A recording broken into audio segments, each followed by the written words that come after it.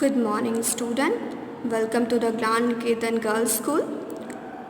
In the last class, we had already discussed about rotation. Today, we will study about the effects of rotation. But before that, I want to discuss once again that what is rotation. The daily spinning movement of the earth from west to east on its own axis is termed as rotation. What? The daily spinning movement of the earth from west to east on its own axis is termed as rotation. Okay, girls? So, now moving to the effect of rotation. Suppose if we wake up early in the morning, we will notice that the darkness of the night gradually fades away.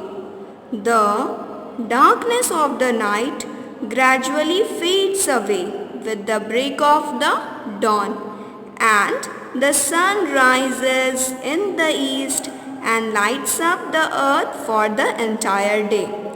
So what is that? And even in the evening, the sun sets in the west. Have you ever seen that the sun sets in the east and rises in the west? No. Always the sun sets in the east and rises in the east direction. So, in the evening, the sun sets in the west and night approaches after dusk. So, it is the fact that the earth changes its position, not the sun. It is clear that from this discussion, that means the position of the earth changes, not the sun. So, it is the effect. So, the important phenomena of day and night is an outcome of this spherical shape of the earth and its rotation around its axis. Okay, girls? So moving to this diagram, here you can see this diagram, the portion of the earth. This is the rounded figure, this is the earth. So the portion that faces the earth, the portion of the earth that faces the sun receives the sun rays. Okay, the portion of the earth that faces the sun receives the sun's rays and experiences day. And while the other half, which is on the other side away from the sun, experiences darkness or night. Okay, so this is the half portion you can see from the sun's rays. This is the daytime and this is the half portion, that is your night time. So what is that? Actually, the imaginary line that separates the lighted portion of the earth and the dark one, that is your night, is termed as the circle of illumination.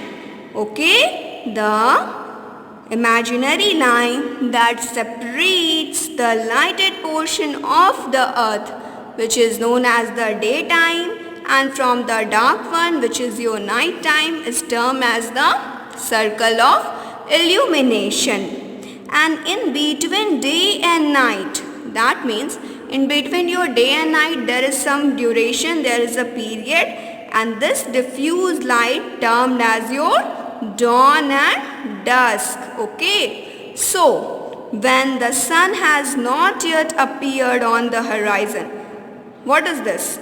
When the sun has not yet appeared on the horizon, but there is a faint light in the surrounding at daybreak, and it is termed as the dawn. This is known as the dawn, and the sun's rays are slanting at this period. Noon is the period of maximum heat, as the sun rays are vertical at this time of the day. So after the sun sets in the evening, there is a period of faint light before total darkness of night. This is termed as the dusk. Okay, clear everyone what we had studied today? We had studied about the rotation and the effect of rotation which causes the day and night. We will discuss another topic, that is revolution, in the next class. Thank you girls, your class is over.